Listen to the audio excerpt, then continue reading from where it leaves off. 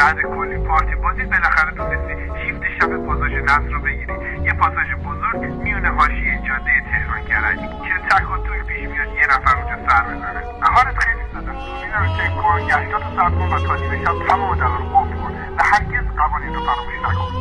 قانون یکی اگه بعد ساعت 1:30 بچه‌ای رو دیدی که تنها کنار فواره ایستاده به اون نزدیک نشو. هیچ بچه‌ای نباید اونجا باشه.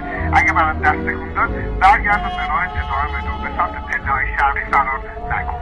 قانون دو، اگه صدای آهنگ از سمت مغازه اسباب‌بازی شنیدی اون صدا بلندتر شد شروع کن به نجوا کردن مدام اسم خودت. این یه بازی نیست، یه توم است. قانون سه، اگه آسانسور دقیقا ساعت 2:46 خود به خود باز شد داخلش رو نگاه نکن. فقط به دیوار روبرو خیره شو تا در آسانسور بسته شه. مهم نیست چه انعکاسی رو روی کف صیقلی میبینی. قانون چهار، ساعت 3:03 ممکنه تماسی از سوی مدیریت پاساژ دریافت کنی. شمارش عادی به نظر میرسه. پاسخ بده و بگو او دیگر اینجا نیست. سپس تماس رو قطع کن. اگه دوباره تماس گرفت پاسخ نده.